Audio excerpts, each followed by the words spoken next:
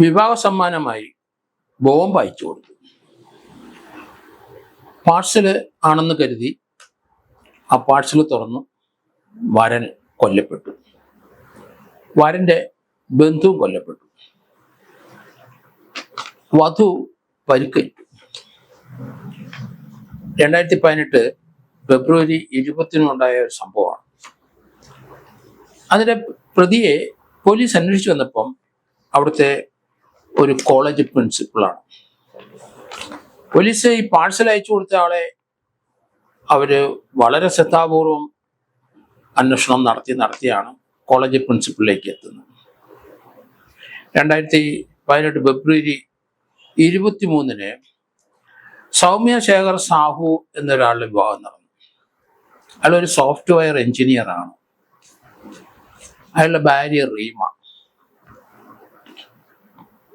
ആ വിവാഹം വളരെ ആഘോഷമായിട്ട് നടന്നു.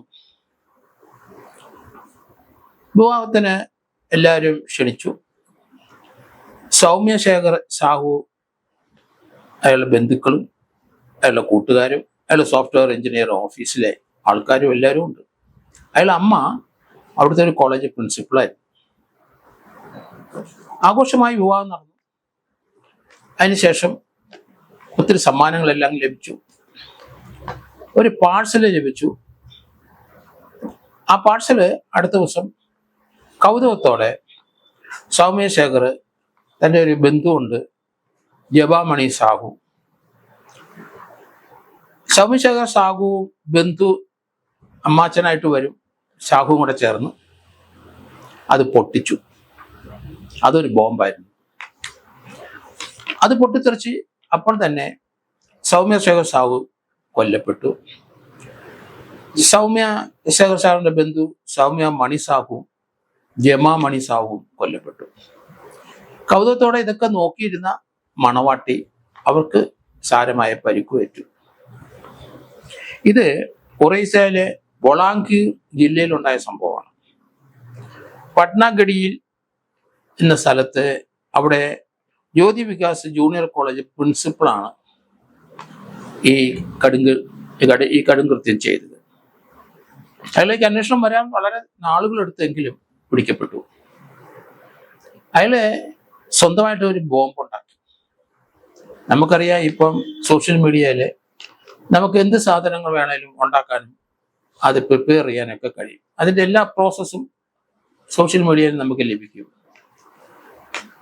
അതിനകത്ത് പല സോഷ്യൽ മീഡിയയിലും പല ആപ്പുകളും അതൊക്കെ നമുക്ക് ലോകത്തിലെ എന്ത് ക്രൂരകൃത്യം കാണിക്കാനും വേണ്ട ആയുധങ്ങളൊക്കെ അതിൻ്റെ അകത്ത് കാണിച്ചു തരികയും അതൊക്കെ നമ്മളെ ഓരോ സ്റ്റെപ്പായിട്ട് പഠിപ്പിക്കുകയും ചെയ്യും. ഇയാള് ഈ ജൂനിയർ കോളേജ് പ്രിൻസിപ്പൾ പുഞ്ചിലാൽ ബെഹ്ർ, അയാൾക്ക് നേരത്തെ ഒരു ചാൻസ് ഉണ്ടായിരുന്നു. ഈ സൗമ്യ ശേഖർ സാഹുവിന്റെ അമ്മ അവിടുത്തെ ഒരു കോളേജ് പ്രിൻസിപ്പളാണ്. ഇയാളുടെ ചാൻസ് ആണ് അവർ തട്ടിയെടുത്തത്.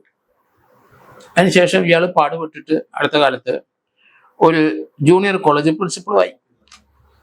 അമ്മ പ്രിൻസിപ്പളായി മിടുക്കിയായി. അവരുടെ മകനാണ് സൗമ്യ ശേഖർ സാഹു. ആ വിവാഹം വളരെ ആഘോഷമായിട്ട് നടന്നു.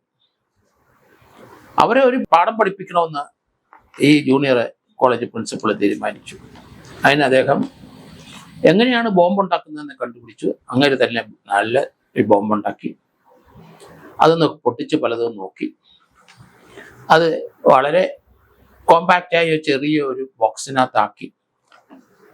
അയാൾ തന്നെയാണ് അതിൻ്റെ പോസിറ്റീവ് നെഗറ്റീവ് ഒക്കെ കണ്ടുപിടിച്ചതും അത് എങ്ങനെയാണ് പൊട്ടേണ്ടത്, ഓപ്പൺ ചെയ്താൽ ഉടനെ പൊട്ടിത്തെറിക്കത്ത രീതിയിലുള്ള സംവിധാനം എല്ലാം അയാൾ യൂട്യൂബിനകത്ത് നോക്കി എല്ലാം പഠിച്ചു. എന്നിട്ട് സാമ്പിൾ ഉണ്ടാക്കി ഒന്ന് പൊട്ടിച്ച് നോക്കി. ഉഗ്രൻ.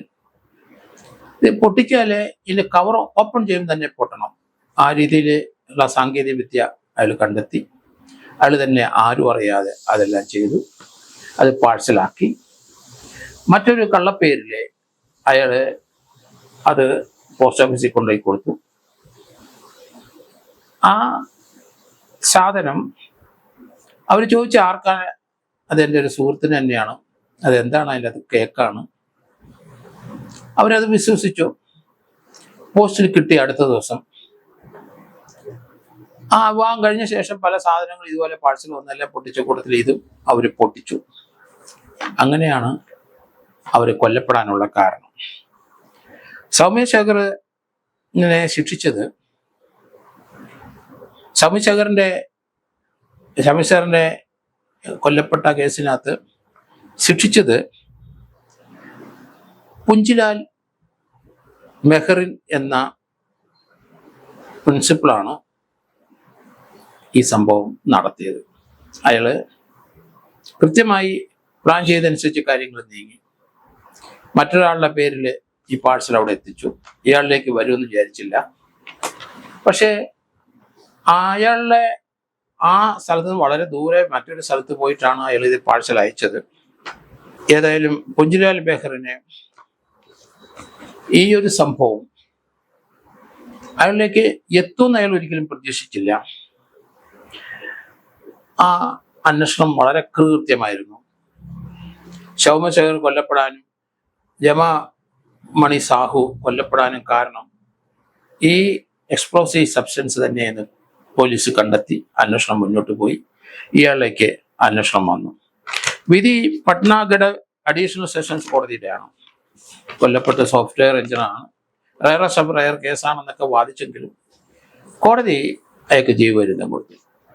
പ്രിൻസിപ്പളിന്റെ വാശി വൈരാഗ്യം സൗമ്യശേഖർ സാഹുവിന്റെ അമ്മയ്ക്ക് ആ ചാൻസ് കൊടുത്താൽ ഇയാളാകെ, കാരണം ഇയാൾക്ക് കിട്ടേണ്ടതാണ് എന്ന് അയാൾ വിശ്വസിക്കുന്നു. അതുകൊണ്ട് അമ്മയെ ഒരു പാഠം പഠിപ്പിക്കണം.